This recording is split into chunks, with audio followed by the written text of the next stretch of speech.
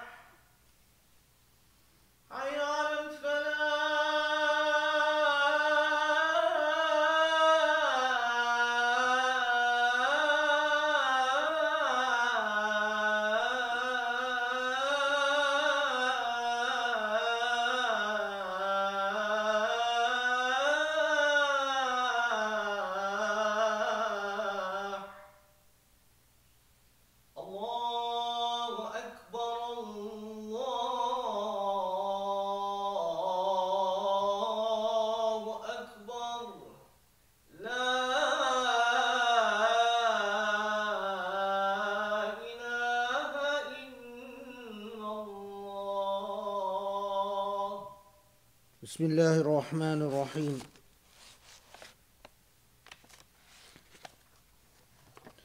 وسبحان الله العلي العظيم والحمد لله رب العالمين.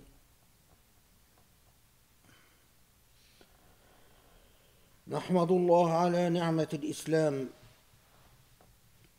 التي هدانا إليها الله، وما كنا لنهتدي لولا أن هدانا الله. ونصلي ونسلم ونبارك على الحبيب المصطفى محمد النبي الأمين المرسل رحمة للعالمين، خاتم الرسل والأنبياء أجمعين، وعلى آله الأطهار الميامين، وعلى أصحابه المختارين، وعلى من اتبعه بإحسان إلى يوم الدين.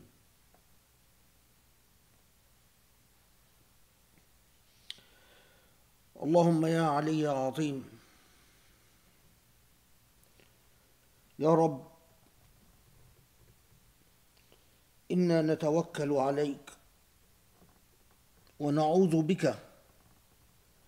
أن نضل أو نضل أو نزل أو نزل أو أن نظلم أو نظلم أو أن نجهل أو نستجهل، ونبتهل إليك ونقول يا نور السماوات والأرض، اللهم اجعل لنا نورا واجعل في قلوبنا نورا وبين أيدينا نورا ومن حولنا نورا اللهم اجعل لنا نور.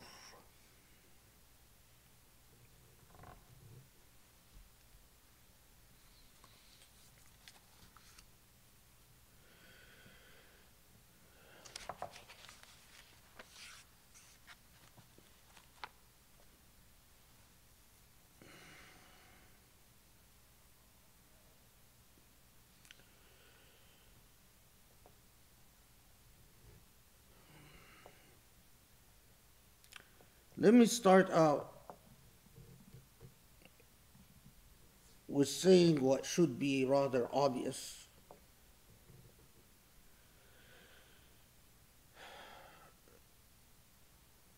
That action follows intentionality. When action has no intentionality, this is the type of action that we would describe as lacking any rational basis, meaning it is not founded on anything rational, but haphazard and whimsical. And when action is haphazard and whimsical,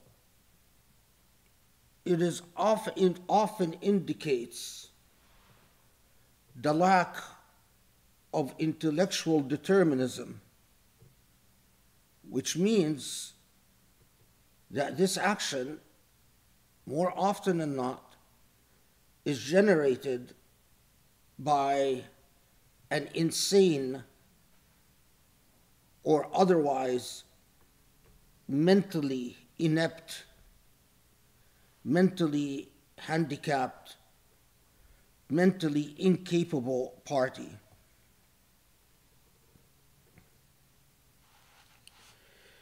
It is precisely because action follows intentionality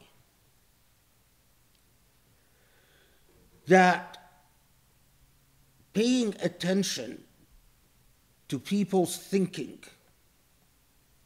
the way people reason through things, the way people evaluate values, the way people assess what is right and wrong, the way people assess priorities in life, what needs immediate action and what can be put off, what requires what type of response. All of that is in the realm of intentionality. All of that is in the realm of thought, thinking.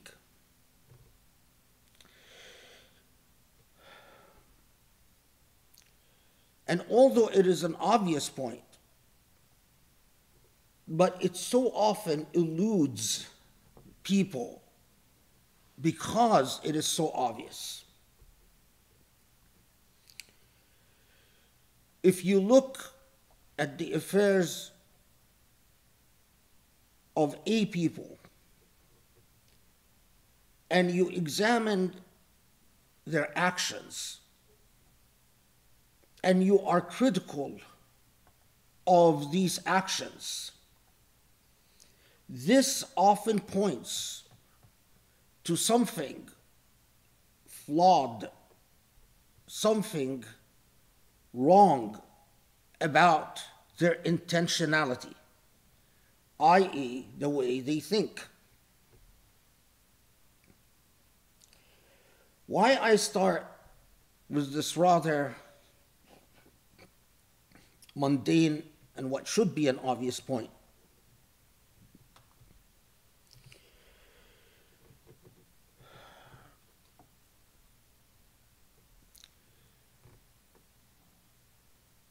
Because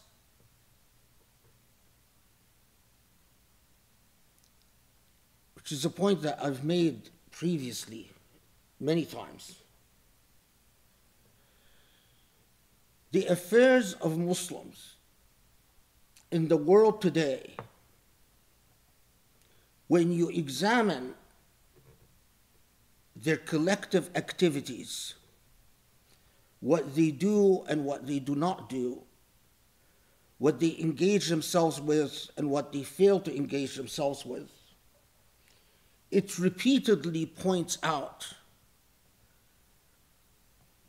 it repeatedly points to a flawed system of thought. There is something that is deeply off about the thinking premises and thinking dynamics that today's Muslims engage in. Understanding the why is important and, in fact, often essential.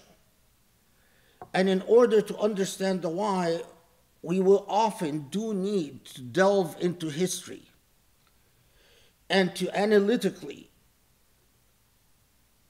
read history. But other than the why, the substance of thought, the very mechanics and dynamics of thought is critically important. Today, I want to take one aspect of Muslim thinking and focus the spotlight on this doctrinal thinking, and I reserve the examples to later on, inshallah, where we actually talk about some examples.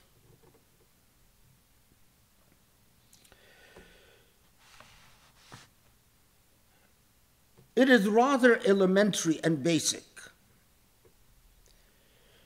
Everyone who studies Sharia learns that the very purpose of Sharia is تحقيق مصالح العباد, to achieve people's welfare.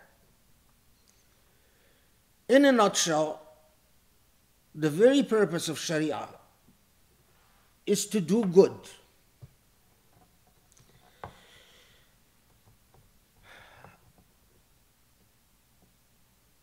But the words are cues for attitudes, perceptions, and comprehensions. Unless the words are backed up by correct substantive thinking, the words themselves become meaningless. The purpose of Sharia is to achieve people's welfare. تحقيق مصالح العباد.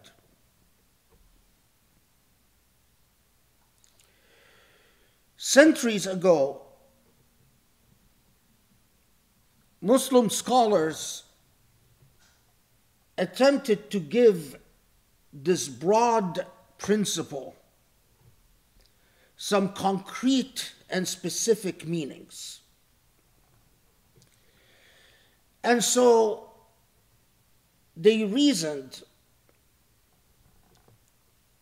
that when we talk about what is good for people, what the welfare of the people consists of, what this concept of masalih al-ibad, the welfare of people, consists of, they reasoned that it must be broken down to some substantive components that provide the Muslim practitioner with some guidance as to what the welfare of a people consists of. And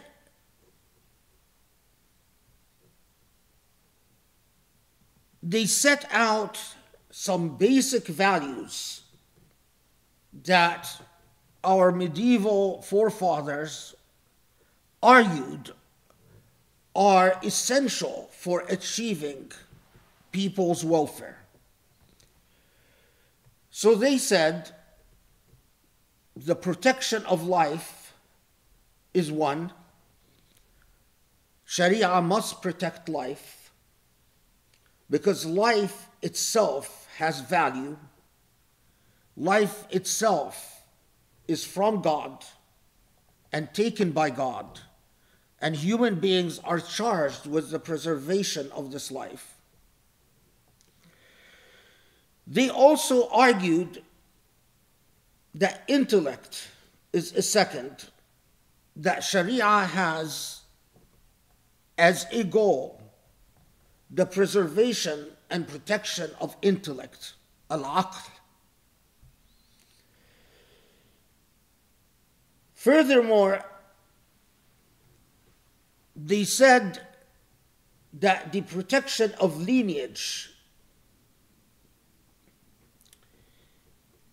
is a third value.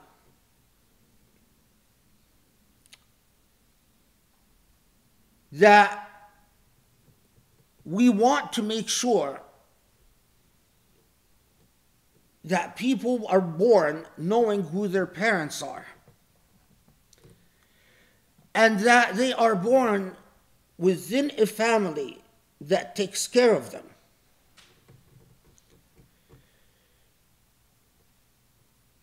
Moreover,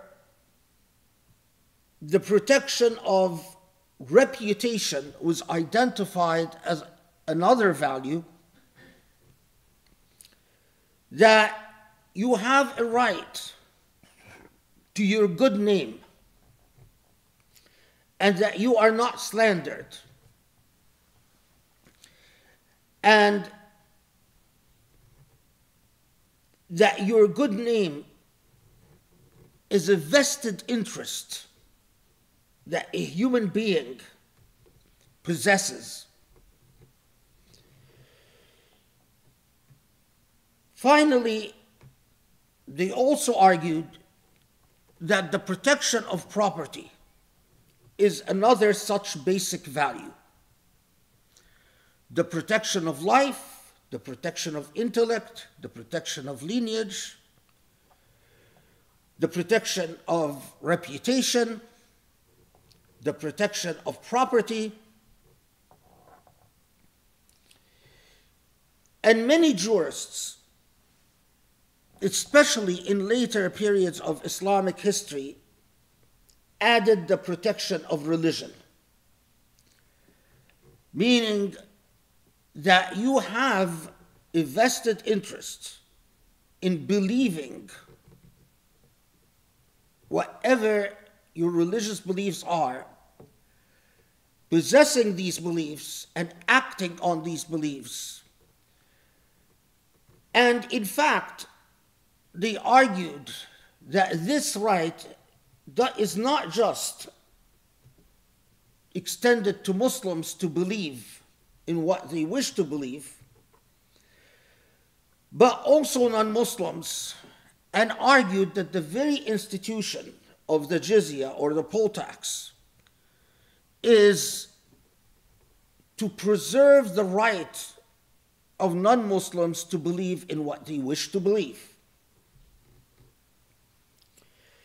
But rather, as is quite characteristic of medieval thinking, it is hardly surprising that they thought that this right, in the right to religion, that value, does not include the right to disbelief.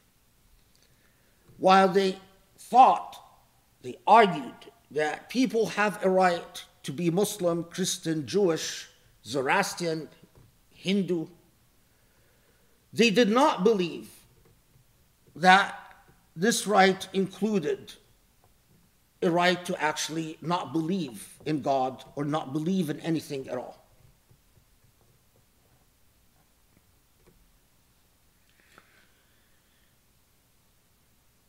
These ideas held a great deal of potential. If you start out by saying the legal system is carefully honed and targeted and directed towards basic values and basic rights, and that these basic values and basic rights are the rights to life, the rights to intellect, the rights to lineage or family, the rights to property, the right to your reputation, or arguably privacy. And that now that the legal system knows its compass, sort of it has its marching orders, go forth and make sure that these rights are protected and fulfilled. That's a very powerful, animating idea. These ideas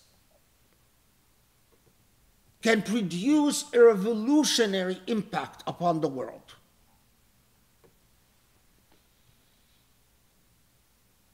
But we hit a snag with these ideas. And the snag that we hit is rather immediate and requires a great deal of intellectual bravery to resolve and overcome that snag. What is the snag that we hit?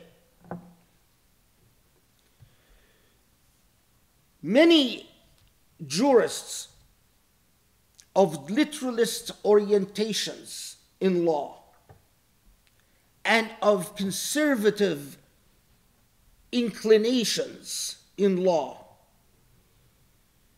did not see these values as goals to be pursued by the legal system, but they saw these values as values already served by the legal system. So for these jurists, the protection of life is served by a law that says if you intentionally kill someone, you should be put to death. No further to do. We're done. The protection of intellect is completely and fully and perfectly served by the prohibition against alcohol and all other intoxicants. As long as you prohibit intoxicants, that value is perfectly fulfilled and served, and we're done. No further to do. The protection of lineage or family is perfectly and completely served by the prohibition against fornication and adultery and the punishment for fornication and adultery. And no further to do. The protection against slander or your interest or your right in your reputation and your privacy is perfectly and completely fulfilled by the law against slander and the punishment, the penalty for slander. And finally, that the protection of property is perfectly fulfilled with no further to do by the law that punishes theft or sariqa. What these jurists did, they took open-ended values that have literally infinite potentialities, and they put a cap on each of these values by engaging in a complete legal fiction. And the legal fiction is that the positive law on the books fully and perfectly serves and fulfills the value. And that Muslims need not think beyond the positive laws, the punishment for sariqah, for theft, the punishment for adultery, the punishment for slander, the punishment for consuming intoxicants, and that's it. Khalas, we're done.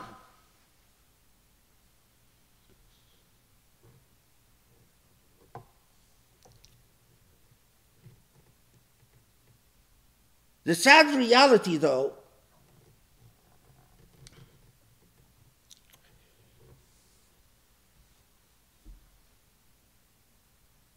is, and remember these words well, the more gifted and competent and brilliant a jurist, the more the jurist is comfortable with open-ended potentialities. The more gifted and competent a jurist, the more a jurist is comfortable with open meanings and potentialities to be yet fulfilled.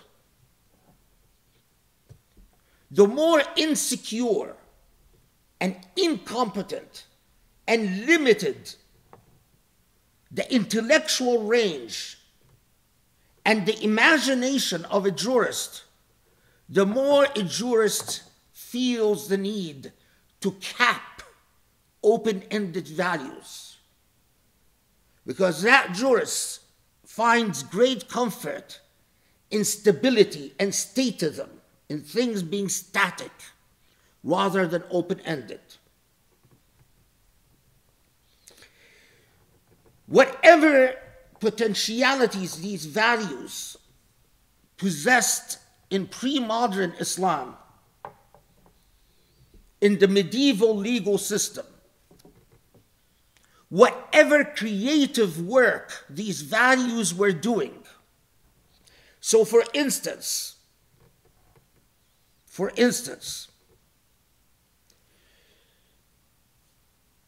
if you say you have a right in the protection of the intellect, a conservative jurist will say what that means is we punish whoever drinks alcohol, and that's it, we're done, go home. But does that really fully protect the intellect? What does the intellect need to really be protected, to thrive, to grow? The intellect will not thrive simply by not consuming intoxicants. The intellect needs education. The intellect needs imagination. The intellect needs creativity. The intellect needs safety. So if the concept of protecting the intellect is open-ended, you might reach the conclusion that in order to properly serve the intellect, we need to protect educational institutions. And in order to protect educational institutions, we need to fight corruption that diverts money from educational institutions to the pockets of tyrants and despots. If this is an open-ended concept, you might reach the conclusion that you need freedom of thought and freedom of speech. In order for the intellect to grow, people have to feel free to pursue knowledge and to think freely. If freedom of intellect is open-ended, you might even say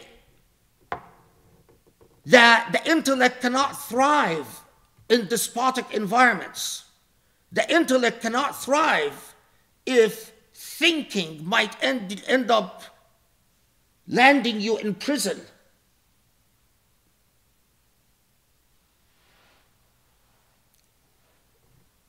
Imagine something like the right to reputation or the right to privacy.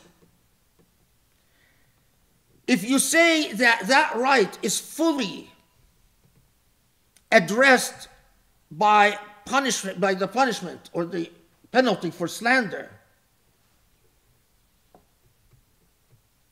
then that's it. But if it's open-ended, you might end up with laws that protect the sanctity of the home. You might end up with laws that provide protection against interference by the state in people's private affairs. You might end up with strong constitutional principles that say you cannot spy on people and you cannot interfere with people's privacies at will or without due process of law.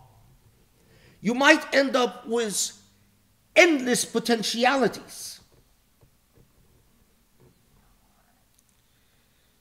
In the medieval period, these values did do considerable work.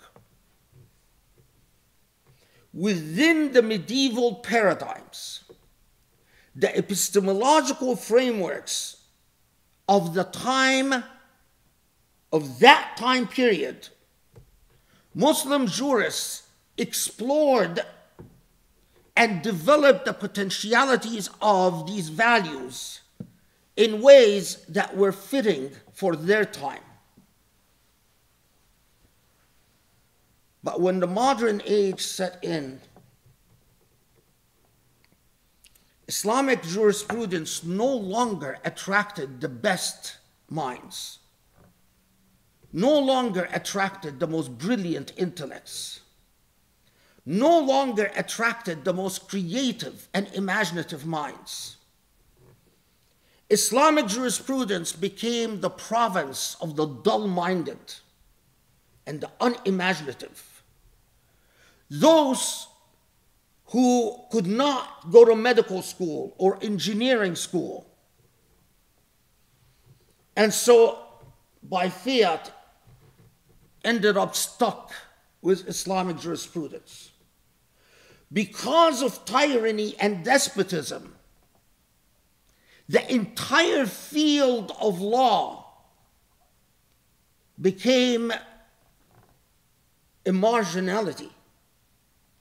When you live in societies where the law is whatever the ruler says it is, where the despotic ruler can violate the law at will, law crumbles and shrivels and becomes practically a non-field. And the best minds and the greatest talents avoid it because there's no point. After all, in despotic societies, it's not creative ideas and creative thinking and the most philosophically sound thinking that is propped forward. In fact, it is quite the opposite. The more talented you are in the field of law, the more likely you are to be oppressed and suppressed. As a result, in the modern age, these values lost all meaning.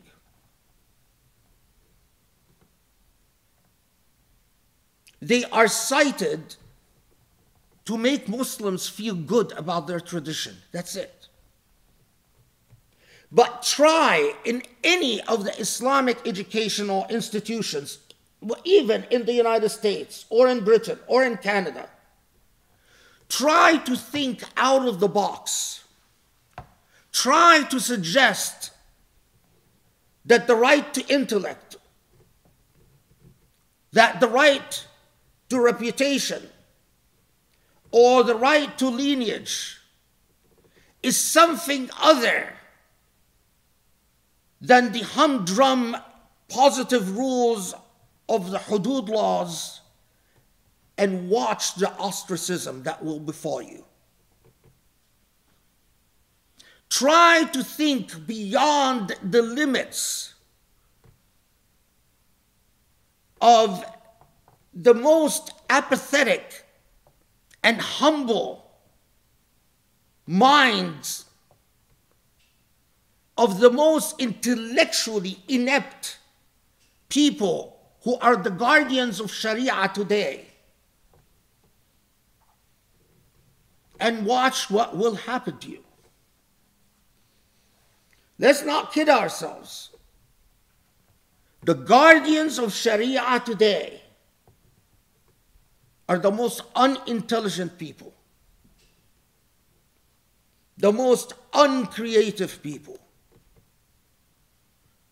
the people who lack talent and lack knowledge and lack daring and lack imagination and lack guts.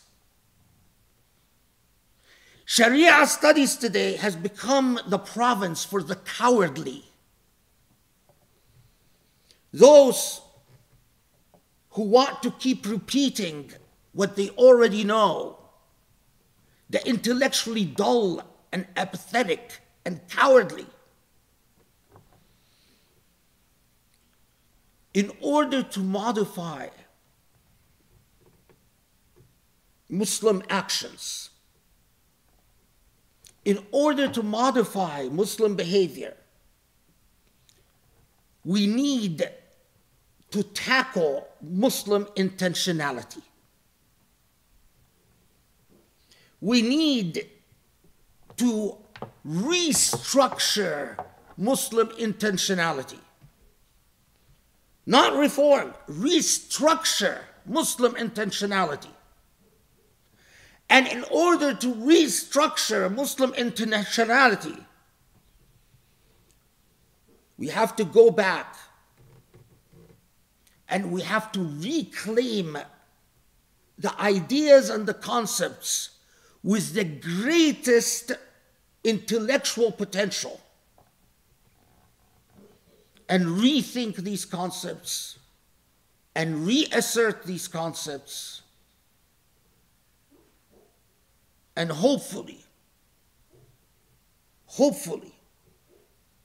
once again, bring life, bring energy, bring light to Islamic normativities and Islamic meaning.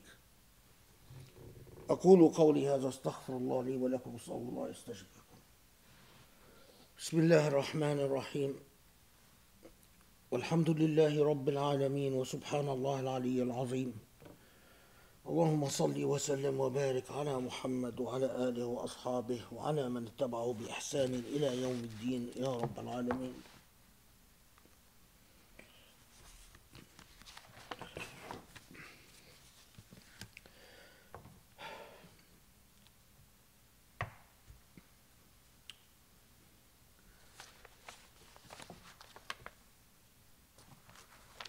Time and again, You look around at the Muslim world,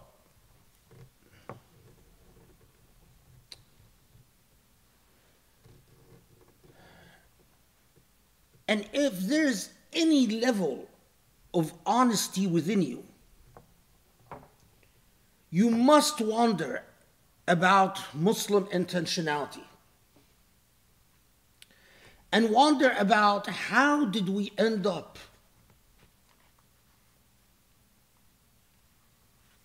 in such a nightmarish, bizarre, skewed value system.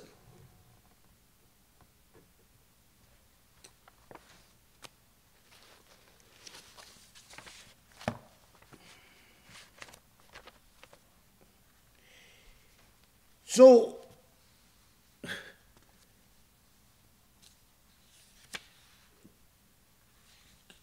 consider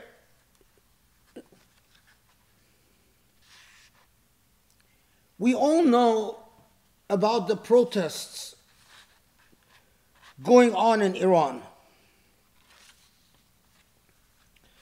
And then I read this article.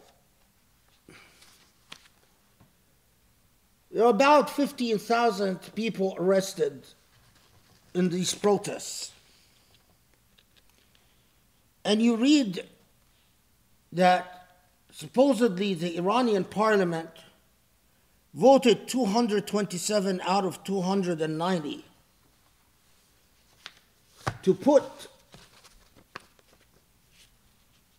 15,000 arrested protesters to death. I mean, that doesn't mean they will be put to death. It just means that's a statement that these members of parliament wanted to make. That these protesters deserve to be put to death.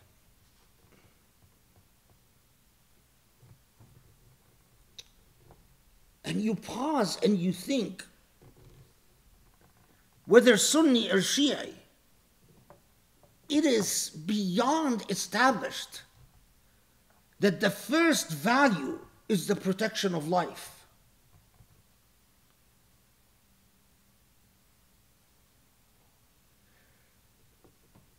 The only way you can talk about executing 15,000 people and think that that is consistent with protecting life is that if your definition of that Sharia value of protecting life is simply, we have law on the books that says if you commit murder, we'll put you to death. But you don't see beyond that this value as doing any work. In other words, this value as making any demands on you. So indeed, you say you can comfortably come to the bizarre conclusion that those who marched against you in demonstrations deserve to die.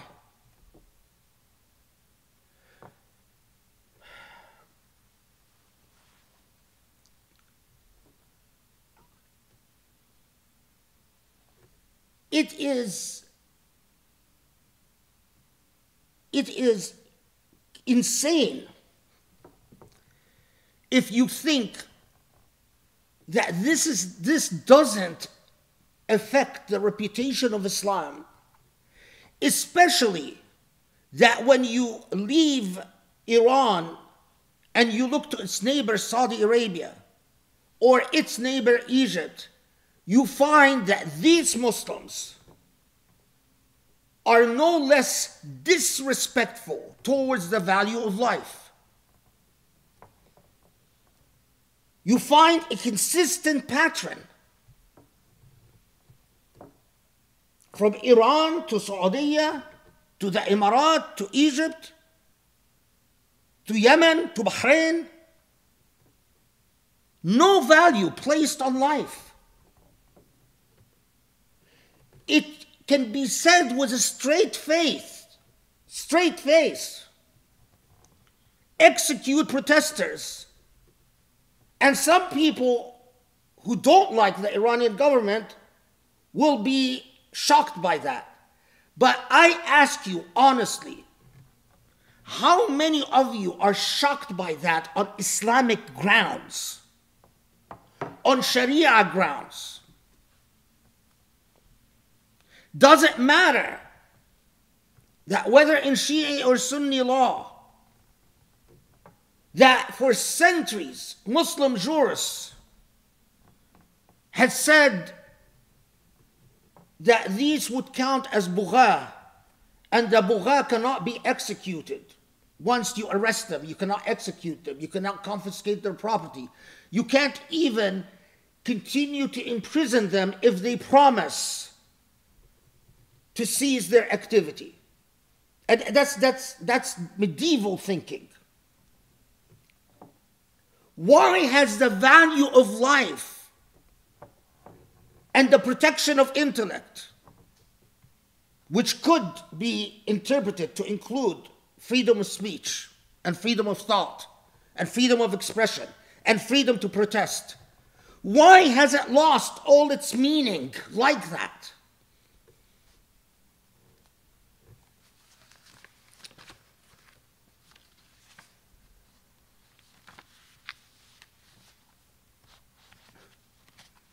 You go from Iran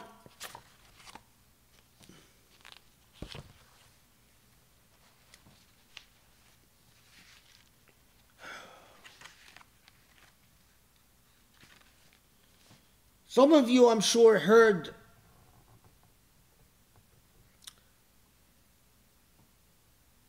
that there have been calls for demonstrations and protests against the corrupt, thoroughly tyrannical, unconditionally fascist government of Abdel Fattah al-Sisi in Egypt. And although Egypt is hosting a climate event, Egypt is also making sure that there are no protests allowed during its climate event. So the Egyptian secret police have been very busy arresting people, imprisoning people, torturing people. Some Egyptians in the opposition have called for demonstrations to make a point to the world community that this government that is hosting this environmental event is a tyrannical and thoroughly corrupt government.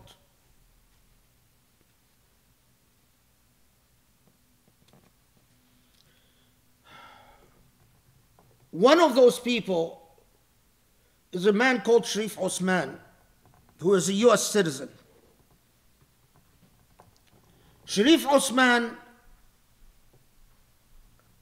who's active on his social media in the United States, advocating opposition to this tyrannical fascist government. Sharif Osman goes to visit his sister who lives in the Emirat. His mother, knowing that her son can't visit her in Egypt, because if he goes to Egypt, he'll be promptly arrested, flies from Egypt to the Emirat to meet her daughter and her son coming from the US. Well, upon being in the Emirat to see his sister and mother, the Emirati government arrested this US citizen. And it looks like the Emirati government is going to turn him over to the Egyptian government, where it is very likely that the Egyptian government will carry out this sentence against him for simply speaking against the Egyptian government. Now, of course, the sad thing is you and I are so accustomed to despotism and tyranny that, again, I ask you, how many Muslims look at something like this and their sense of the value of life is offended, or the value of intellect is offended, or the right to freedom of thought or speech is offended? We are so accustomed to this that it hardly raises an eyebrow. In fact, some of us will blame the victim and say, well, he's stupid. Why does he go to the Emirat to see his sister and his mother? But my issue goes even deeper. Because the Emirat can do this. The Emirat can arrest this American citizen for a freedom of speech that he engaged in America, can turn him over to the Egyptians where he will be tortured and very likely never see the light of day, and still American Muslims are not offended by the Emirat and don't ostracize so-called Muslim scholars who sold their soul to the Emirat. The Emirat can do this. And people who call themselves American Muslim scholars will still accept an invitation from the Emirat and still accept Emirati money and still enjoy the approval and popularity among American Muslim masses. What does this say about our value system? Those same people, like Hamza Yusuf, I hear them talk about how Sharia protects the 5 values: life, intellect, and so on and so forth, with Robert George.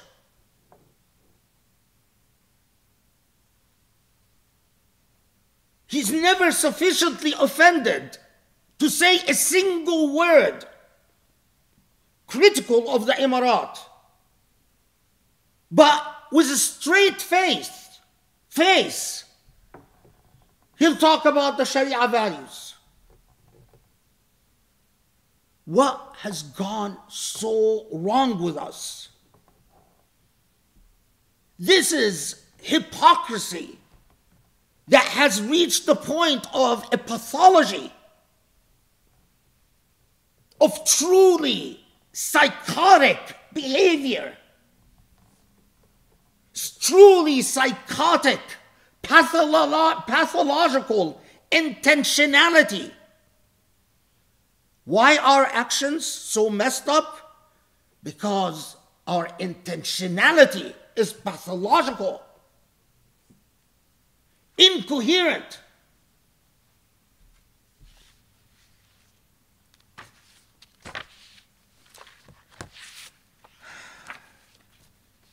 Here,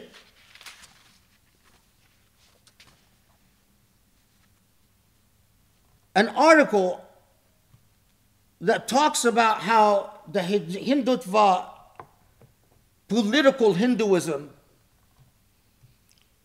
has caused Hindus to attack Muslims in the city of Leicester in England, and Hindus to attack Muslims in Anaheim, California, and Hindus to attack Sikhs in Ottawa, Canada.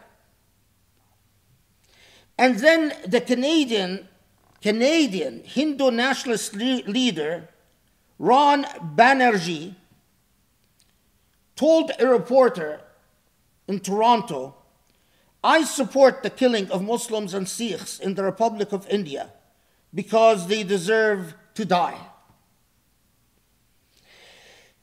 Hindus in Sydney, Australia, who attacked and assaulted Muslims One of them was deported back to India. He was received in India, given a hero's welcome. His name is Vishal Sood. He received a hero's welcome upon arriving in India, mirroring the warm and enthusiastic reception the 11 men convicted of raping a pregnant Muslim woman in 2002 received from mainstream Hindus. The government of India, which profits from our Hajj, has made it very clear that if you assault Muslims in England or Anaheim, California, or Canada, and as a result you are deported, not only are you welcome to return to India, but we will treat you, give you a hero's welcome. Okay?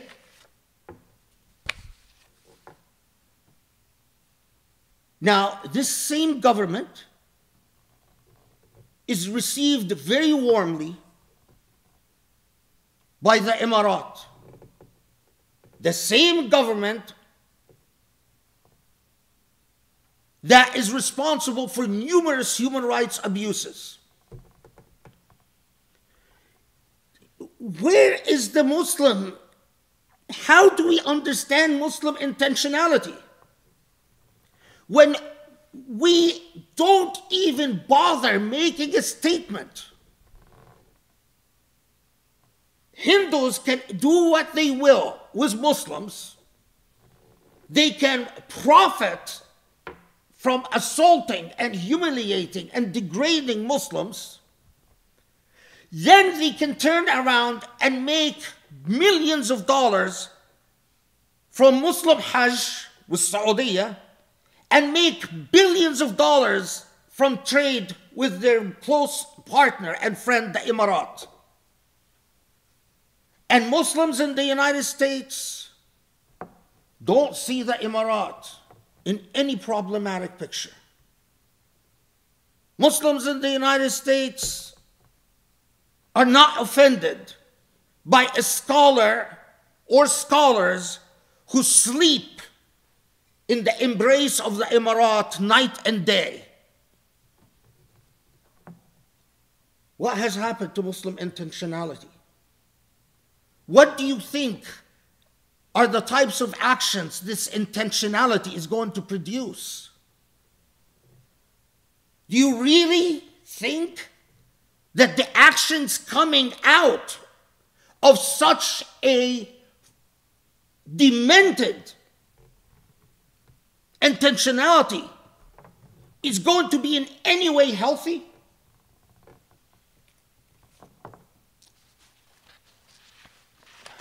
One final example of how off and messed up Muslim intentionality is.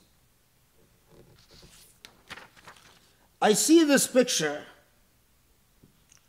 of UK Chief Zionist Rabbi Ephraim Mervez arrives in the United Arab Emirates in Abu Dhabi for Forum for Peace. In the first visit by a senior British rabbi to the Emirates. Rabbi Mervez is seen warmly welcomed by prominent Mauritanian scholar Sheikh Abdullah bin Bayya. Okay, be quite honest, nothing bin Bayya does surprises me. Bin Bayya has sold his soul and body to the Emiratis. He sleeps in their embrace night and day. He sold himself to the Emiratis. But then you notice comments on this picture. People write, and if they incline to peace, then you should incline to it and put your trust in God. Is it wrong to want peace? However, please remember our brothers and sisters in Palestine. Another person says, I think it is very careful that we don't fall into slander. If diplomacy and peace treaties were thought with Quraysh and even Pharaoh, we need to consider all options, particularly when this involves the living conditions of Palestinians that have been oppressed for decades. Muddled intentionality and muddled thinking. What does receiving the chief rabbi from UK have to do with improving Palestinian conditions? One. But two, shouldn't the question be, what is the track record of this particular rabbi that Bin Bayya is warmly embracing? We can't lump all Jews together. That's anti-Semitic. We can't lump all Israelis together. Shouldn't a thinking human being be, what are the contributions of this particular rabbi? Is this rabbi committed in any way to improving the condition of Palestinians? Or does he believe that Palestinian territory must be annexed and Palestinians must be limited to the ghetto and the apartheid regime that they live under? Isn't it truly ironic and offensive that at the same time Human Rights Watch and Amnesty International is telling the world Israel has an apartheid regime treating Palestinians as subhuman? We sit there and what do you describe that? Oh, if they incline towards peace. Isn't it ironic that at the same time that a non-Muslim professor, the UN special reporter on racism, writes a report saying there is a serious problem with racism in Israel and the way they treat Palestinians, we sit there completely blissfully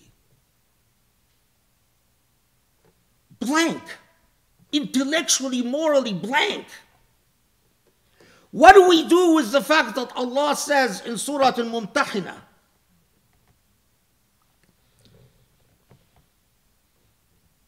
very explicitly, لا ينهاكم الله عن الذين لم يقاتلوكم في الدين ولم يخرجوكم من دياركم أن تبروهم وتقسطوا إليهم إن الله يحب المقسطين إنما ينهاكم الله عن الذين قاتلوكم في الدين وأخرجوكم من دياركم وظاهروا على إخراجكم أن تولوهم ومن يتولهم فأولئك هم الظالمون. Surah Al-Mumtahina, Allah says, Allah doesn't prohibit you from dealing with and being just towards those who do not fight you, those who do not oppress you, those who do not annex your homes and confiscate your land. Explicitly, Allah says in Surah Al-Mumtahina and also in Surah Al-Baqarah 191, Allah does prohibit you from having warm relations with those who do fight you, do oppress you, do annex your lands. Isn't it ironic that at the same time you have a sellout like Ben Bania and people writing if they incline towards peace, of course, ignoring everything else.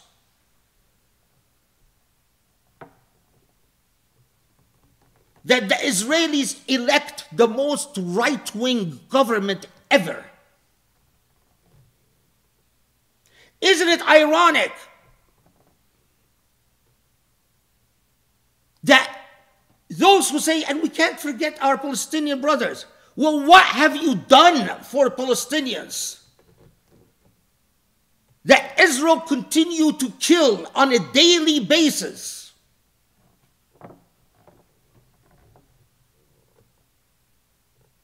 What is wrong with Muslim intentionality?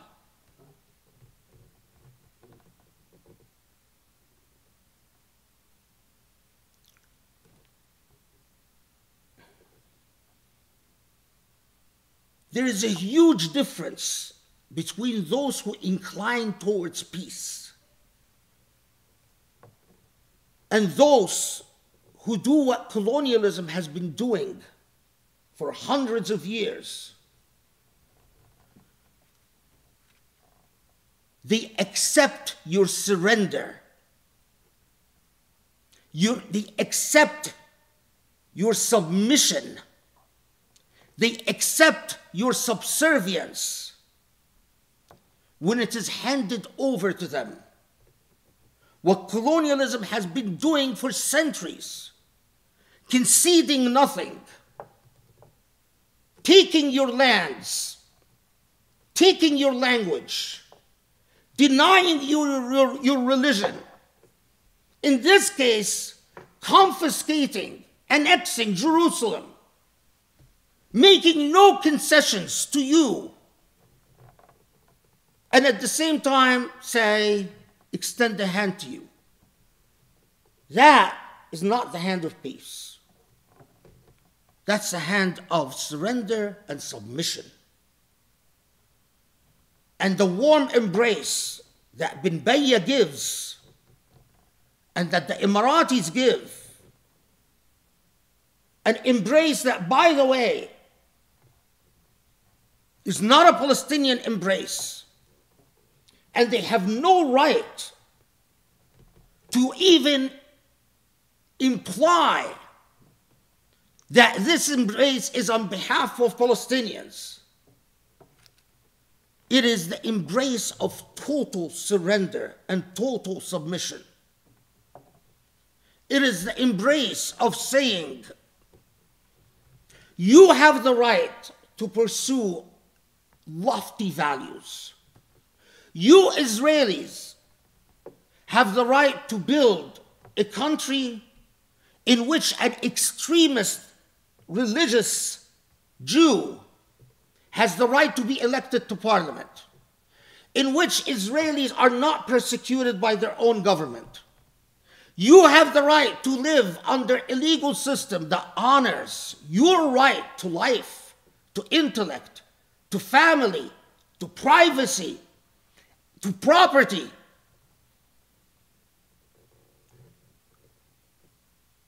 You have all these rights. And we have the right to live under a tyrannical government that tells us what to do, when to do it, who to embrace, when to embrace, under what conditions to embrace, who silences us up, who silences us. A government, we have the right to live under governments that deny us the right to develop any true normative commitments, to any true normative values. Under government who make Sharia vacuous and meaningless, who turn Islam into the religion of oppression and ugliness.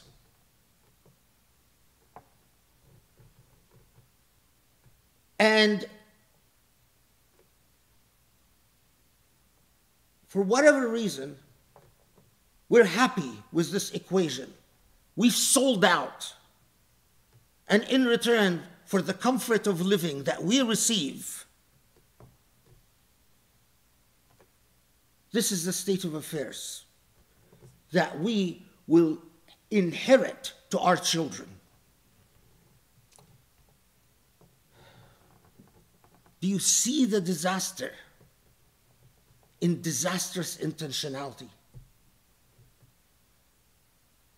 Do you see how disastrous muddled thinking is?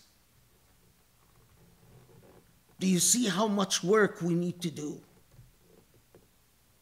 Do you see why Allah doesn't come through the clouds and hand us victory and say, I will lift you from your miserable condition? I hope you see. I really do. اللهم اغفر لنا اللهم اعف عنا اللهم ارحمنا اللهم اهدنا لأقرب من هذا رشدا يا علي عظيم. Allah, forgive our sins. Grant us the light, the peace, the path to righteousness and to truth. Enable us to serve your religion, to serve you, to serve the truth, to serve beauty in ways that are far better than what we've done so far. Ya Ali Ya Azim. وصلي وسلم وبارك على محمد وعلى آله وأصحابه وعلى تبعهم بإحسان إلى يوم الدين وأقم الصلاة.